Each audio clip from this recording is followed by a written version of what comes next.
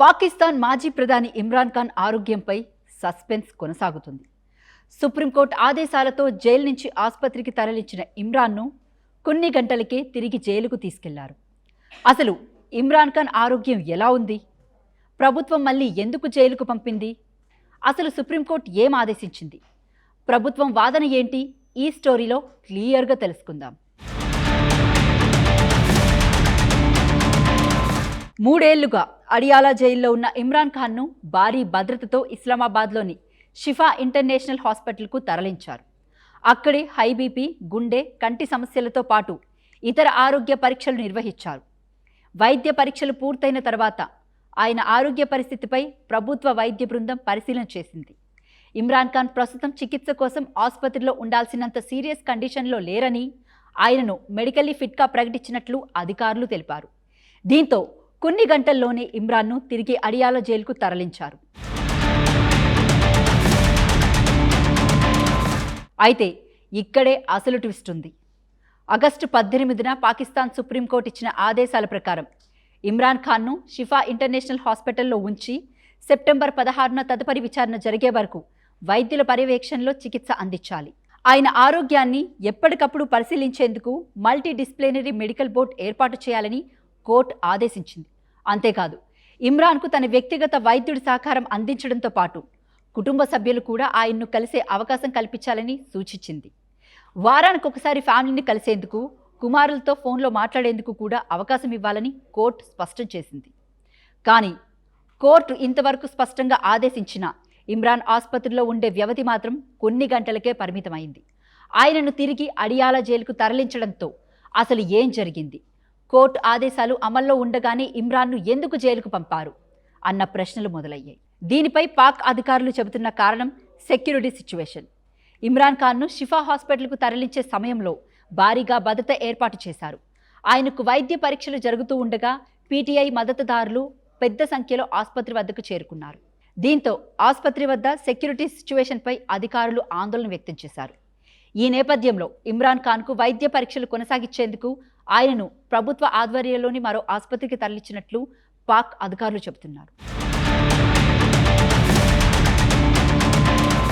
మరోవైపు ఇమ్రాన్ ఖాన్ను ప్రైవేట్ ఆసుపత్రిలో ఉంచడంపై పాక్ ప్రభుత్వం అభ్యంతరం వ్యక్తం చేస్తుంది. సాధారణంగా ఖైదీలకు జైల్లోనే వైద్యం అందిస్తారు, అవసరమైతే ప్రభుత్వ ఆసుపత్రులకు తరలిస్తామని ప్రభుత్వం చెబుతుంది. అలాంటప్పుడు ఇమ్రాన్ ఖాన్కు మాత్రమే ప్రైవేట్ ఆసుపత్రిలో చికిత్స అందించడమేంటని ప్రశ్నిస్తూ ప్రభుత్వం సుప్రీంకోర్టును ఆశ్రయించింది. అంతేకాదు, ఇమ్రాన్కు ప్రైవేట్ ఆసుపత్రిలో చికిత్సకు అనుమతిస్తే ఇదే సౌకర్యాన్ని ఇతర ఖైదీలు కూడా కోరే అవకాశం ఉందని ప్రభుత్వం వాదిస్తుంది. అందుకే ఖైదీలందరికీ ఒకే నిబంధనలు ఉండాలని, ఇమ్రాన్ విషయంలో ప్రత్యేక మినహాయింపు ఇవ్వడం సరైంది కాదని పాక్ ప్రభుత్వం చెబుతుంది. పాక్ ప్రభుత్వం వాదనను ఇమ్రాన్ ఖాన్ కుటుంబం మాత్రం అంగీకరించడం లేదు. ఇమ్రాన్కు హై బీపీతో పాటు గుండె, కంటి సమస్యలు ఉన్నాయని, ముఖ్యంగా కుడి కంటి చూపు కూడా తగ్గిందని ఫ్యామిలీ, పీటీఐ నేతలు ఆందోళన వ్యక్తం చేస్తున్నారు. జైల్లో ఉండే పరిమిత వైద్య సదుపాయాలతో ఆయన ఆరోగ్య పరిస్థితిని పూర్తిగా పర్యవేక్షించడం కష్టమని వారు చెబుతున్నారు. ఇమ్రాన్ ఆరోగ్య పరిస్థితిని నిపుణులైన వైద్యులు ఎప్పటికప్పుడు పరిశీలించాలని, అవసరమైన టెస్టులు, ట్రీట్మెంట్ అందుబాటులో ఉండేలా చూడాలని డిమాండ్ చేస్తున్నారు. ఇమ్రాన్ ఆరోగ్యంపై ఆయన కుమారులు కూడా గతంలో పలుమార్లు ఆందోళన వ్యక్తం చేశారు. తమ తండ్రిని కలిసేందుకు మాత్రమే కాదు, కనీసం ఫోన్లో మాట్లాడేందుకు కూడా అవకాశం ఇవ్వడం లేదని వారు ఆరోపించారు. ఇమ్రాన్ ఆరోగ్య పరిస్థితిపై తమకు సరైన సమాచారం అందడం లేదని, ఆయనకు ఏం జరుగుతుందో తెలుసుకునే పరిస్థితి కూడా లేకుండా పోయిందని ఆవేదన వ్యక్తం చేస్తున్నారు. వెంటనే ఆయనకు మెరుగైన వైద్యం అందించాలని, అవసరమైతే నిపుణులైన వైద్యుల పర్యవేక్షణలో ట్రీట్మెంట్ ఇవ్వాలని కోరారు. దీంతో ఇమ్రాన్ ఖాన్ హెల్త్ ఇష్యూ పాకిస్తాన్ రాజకీయాలకే పరిమితం కాకుండా అంతర్జాతీయంగా కూడా చర్చకు దారితీసింది. ఇదిలా ఉంటే ఇమ్రాన్ ఖాన్ ఆరోగ్యంపై సోషల్ మీడియాలో జరుగుతున్న ప్రచారాలు పాకిస్తాన్లో మరింత టెన్షన్ పెంచుతున్నాయి. ఆయన తీవ్ర అనారోగ్యంతో ఉన్నారంటూ కొన్ని పోస్టులు వైరల్ అవుతూ ఉండగానే ఇమ్రాన్ ఖాన్ జైల్లోనే మరణించారంటూ మరో సంచలన ప్రచారం మొదలైంది. పాకిస్తాన్ జర్నలిస్ట్ సయ్యద్ ఖాన్ సోషల్ మీడియాలో ఇదే విషయాన్ని వెల్లడించినట్లు ప్రచారం జరుగుతుంది. తనకు సీనియర్ సైనిక అధికారుల నుంచి సమాచారం అందిందని ఆయన పేర్కొన్నట్లు తెలుస్తుంది. దీంతో ఇమ్రాన్ ఖాన్ పరిస్థితిపై పాక్లో ఒక్కసారిగా ఆందోళన పెరిగింది. అయితే ఈ ప్రచారానికి ఇప్పటి వరకు ఎలాంటి అధికారిక ధృవీకరణ లేదు. పాక్ ప్రభుత్వం మాత్రం ఇమ్రాన్ ఖాన్ క్షేమంగానే ఉన్నారని చెబుతుంది. ప్రస్తుతం అందుబాటులో ఉన్న అధికారిక సమాచారం ప్రకారం వైద్య పరీక్షల అనంతరం ఆయనను తిరిగి అడియాలా జైలుకు తరలించారు. ఇమ్రాన్ ఆరోగ్యంపై జరుగుతున్న ప్రచారంపై ఆయన పార్టీ పీటీఐ తీవ్రంగా స్పందించింది. ఇమ్రాన్ ఖాన్కు ఏదైనా జరిగితే దాని పరిణామాలు తీవ్రంగా ఉంటాయని పాక్ ప్రభుత్వానికి స్ట్రాంగ్ వార్నింగ్ ఇచ్చింది. ఇమ్రాన్కు ఏదైనా జరిగితే దాదాపు 20 లక్షల మంది ప్రజలు రోడ్లపైకి వస్తారని హెచ్చరించింది.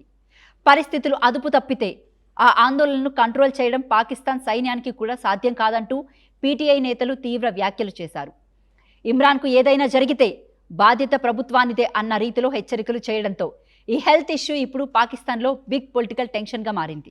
ఇక 2022లో ప్రధానమంత్రి పదవి కోల్పోయిన తర్వాత ఇమ్రాన్ ఖాన్పై వరుసగా కేసులు నమోదయ్యాయి. తోషఖానా, అల్ ఖాదీ ట్రస్ట్, అఫీషియల్ సీక్రెట్స్, చట్టవిరుద్ధ వివాహం వంటి కేసుల్లో ఆయన విచారణ ఎదుర్కొన్నారు. ఈ కేసుల నేపథ్యంలో 2023 ఆగస్టులో ఇమ్రాన్ ఖాన్ అరెస్ట్ అయ్యారు. అప్పటి నుంచి రవల్పిండిలోని అడియాలా జైల్లోనే ఉంటున్నారు.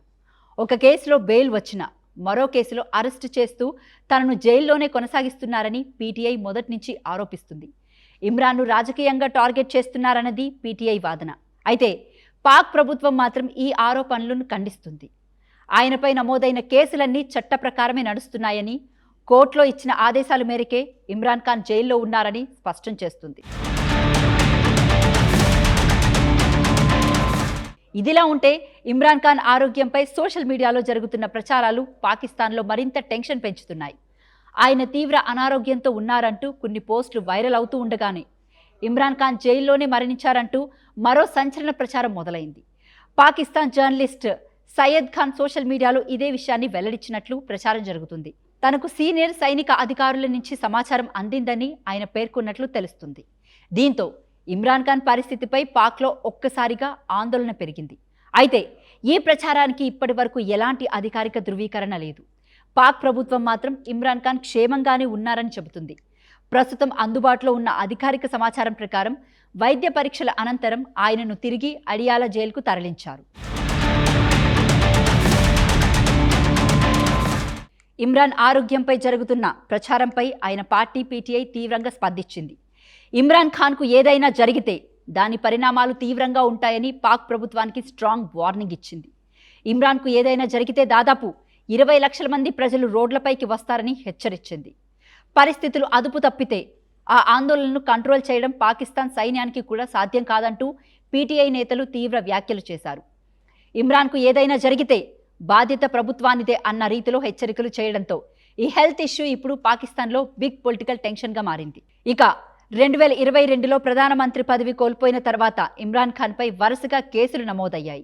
తోషఖానా, అల్ ఖాదీ ట్రస్ట్, అఫీషియల్ సీక్రెట్స్, చట్టవిరుద్ధ వివాహం వంటి కేసుల్లో ఆయన విచారణ ఎదుర్కొన్నారు.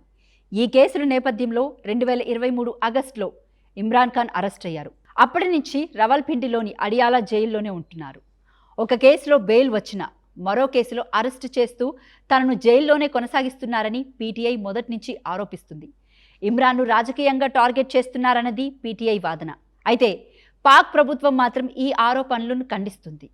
ఆయనపై నమోదైన కేసులన్నీ చట్ట ప్రకారమే నడుస్తున్నాయని, కోర్టులో ఇచ్చిన ఆదేశాల మేరకే ఇమ్రాన్ ఖాన్ జైల్లో ఉన్నారని స్పష్టం చేస్తుంది. మొత్తంగా ఇమ్రాన్ ఖాన్ హెల్త్ ఇష్యూ ఇప్పుడు పాకిస్తాన్లో పెద్ద చర్చగా మారింది. సుప్రీంకోర్టు ఆదేశాలతో ఆసుపత్రికి తరలించిన ఇమ్రాన్ను కొన్ని గంటల్లోనే మళ్ళీ జైలుకు పంపడంతో అసలు వివాదం మొదలైంది. మరి ఇమ్రాన్ను మళ్ళీ ఆసుపత్రికి తరలిస్తారా లేక జైల్లోనే చికిత్స కొనసాగిస్తారా అన్నది ఇప్పుడు ఆసక్తిగా మారింది. కోర్టు ఆదేశాలు, ప్రభుత్వం తీసుకుంటున్న నిర్ణయాల మధ్య ఈ వ్యవహారం ఎటు మలుపు తిరుగుతుందో చూడాలి.